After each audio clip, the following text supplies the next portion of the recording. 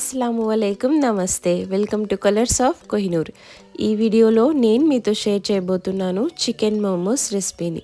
చాలా టేస్టీగా ఈజీగా స్ట్రీట్ స్టైల్లో చికెన్ మోమోస్ని ఎలా తయారు చేసుకోవాలో చూద్దాం। దీనికోసం ముందుగా మైదా పిండిని తీసుకొని అందులో కొద్దిగా ఆయిల్ని వేసి అలాగే కొద్దిగా ఉప్పుని వేసి బాగా కలుపుకోవాలి। ఇక్కడ నేను 250 గ్రామ్స్ మైదా పిండిని తీసుకున్నాను।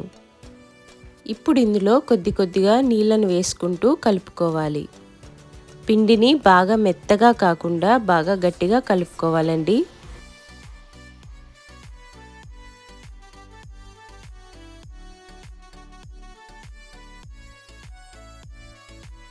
పిండిని మనం ఎంత బాగా కలుపుకుంటే మోమోస్ అనేవి మనకు అంత బాగా సాఫ్ట్గా వస్తాయి, అస్సలు బ్రేక్ అవ్వకుండా బాగా నీట్గా వస్తాయండి।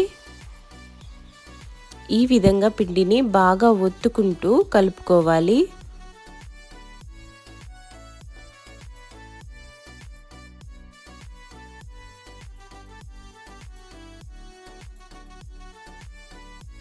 ఇలాగా పిండినంతటిని బాగా ఒత్తుకొని కలుపుకొని మనం 15 మినిట్స్ దీన్ని పక్కన పెట్టేసుకోవాలి। పిండి కలపడం అయిపోయిన తర్వాత ఇందులోకి స్టఫింగ్ని ఎలా తయారు చేసుకోవాలో ఇప్పుడు నేను మీకు చూపిస్తాను। ఒక బౌల్ని తీసుకొని అందులోకి చికెన్ కీమాని తీసుకోవాలి। ఇక్కడ నేను 1/2 కిలో చికెన్ కీమాను తీసుకున్నాను। 500 గ్రామ్స్ చికెన్ కీమా, అలాగే ఒక పెద్ద సైజ్ ఆనియన్ని చిన్నగా కట్ చేసుకొని అందులో వేసుకోవాలి।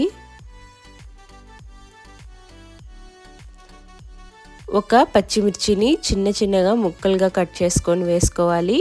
అలాగే 1/2 టేబుల్ స్పూన్ పెప్పర్ పౌడర్ని వేసుకోవాలి। కొద్దిగా చిల్లీ పౌడర్ని వేసుకోవాలి।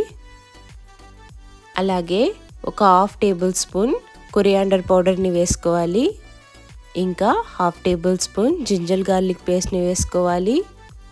అలాగే 1/2 టేబుల్ స్పూన్ గరం మసాలా లేకపోతే చికెన్ మసాలాను ఇందులో వేసుకోవాలి। ఇంకా అలాగే ఒక 3 టేబుల్ స్పూన్ల సోయా సాస్ను వేసుకోవాలి। మసాలాలు అనేవి ఎంత తక్కువగా ఉంటే మనకు చికెన్ మోమోస్ అంత టేస్టీగా ఉంటాయండి। రుచికి సరిపడా ఉప్పుని వేసుకోవాలి। ఇంకా అలాగే చిన్నగా తరిగి పెట్టుకున్న కొత్తిమీరను వేసుకోవాలి।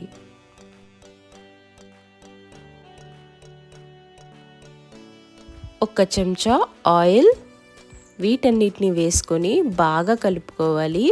గుర్తుపెట్టుకోండి, మనకు మసాలాలు అనేవి చాలా మినిమం ఉండాలండి। ఈ విధంగా మిక్స్ చేసుకొని స్టఫింగ్ని పక్కన పెట్టేసుకోవాలి।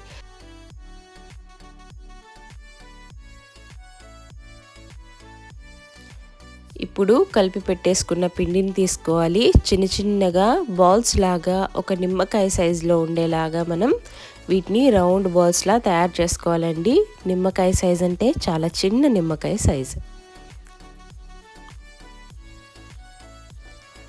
ఈ విధంగా బాల్స్లా చేసి పక్కన పెట్టేసుకోవాలి।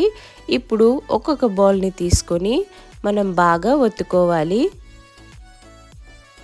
ఇలా చపాతీ కర్రతో ఒత్తుకునేటప్పుడు మనకు సైడ్స్ అన్నీ కూడా బాగా పలుచగా వచ్చేటట్లు ఒత్తుకోవాలండి।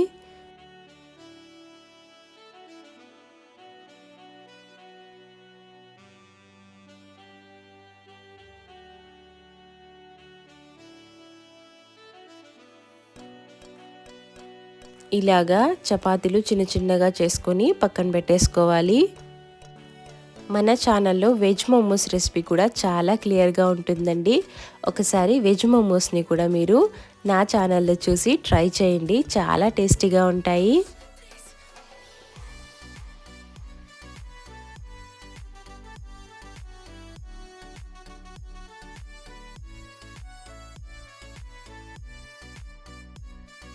నా ఛానల్ని ఇంకా సబ్స్క్రైబ్ చేసుకోకపోతే సబ్స్క్రైబ్ చేసుకోండి, అలాగే లైక్ చేయండి। ఈ వీడియో మీకు ఎలా అనిపించింది నాకు కామెంట్ చేసి చెప్పండి। ఇప్పుడు ఒక్కొక్క చపాతీని మనం తీసుకొని ఈ విధంగా అందులో స్టఫింగ్ని మధ్యలో పెట్టేసి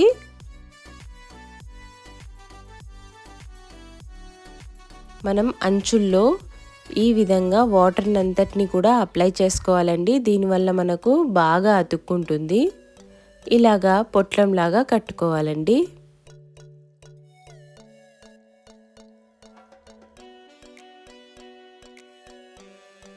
ఈ విధంగా నీట్గా పొట్లంలాగా కట్టేసి పక్కన పెట్టేసుకోవాలి. ఇప్పుడు ఇక్కడ ఇంకో షేప్ చూపిస్తున్నాను.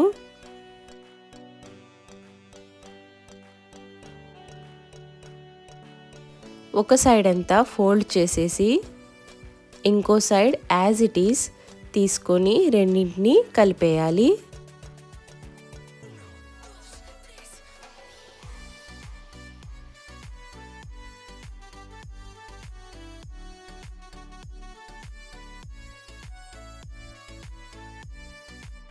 ఇక్కడ ఇంకొక షేప్ చూపిస్తున్నాను.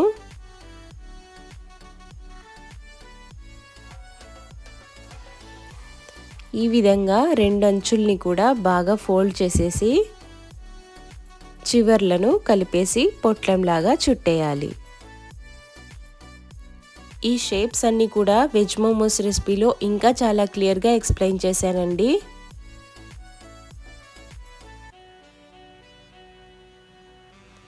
ఇప్పుడు ఒక ఇడ్లీ స్టాండ్ని తీసుకొని మనం ఎలాగైతే ఇడ్లీలు స్టీమ్ చేసుకుంటామో అదే విధంగా వాటర్ పోసి పెట్టి అలాగే ఇడ్లీ స్టాండ్ మొత్తం అన్నింటికి కూడా ఆయిల్ని బాగా అప్లై చేసుకొని ఈ విధంగా ఒక్కో మోమోని పెట్టేసుకోవాలి.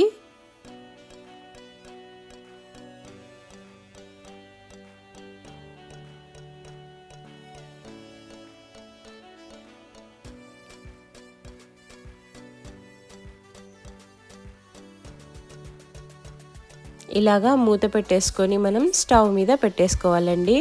ఇంకా అలాగే ఇడ్లీ స్టాండ్లో కాకుండా ఇలాగా జల్లెడలా ఉన్న ఒక పాత్రను తీసుకొని ఆయిల్ అప్లై చేసేసి దాని మీద మోమోస్ని పెట్టేసి ఇంకా కింద ఉన్న పాత్రలో వాటర్ని వేసి పైన ఈ విధంగా మూత పెట్టేసుకోవాలండి.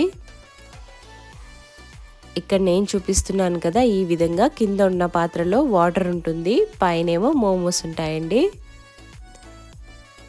ఇలాగా స్టీమ్ చేసుకోవాలి ఒక 20 మినిట్స్.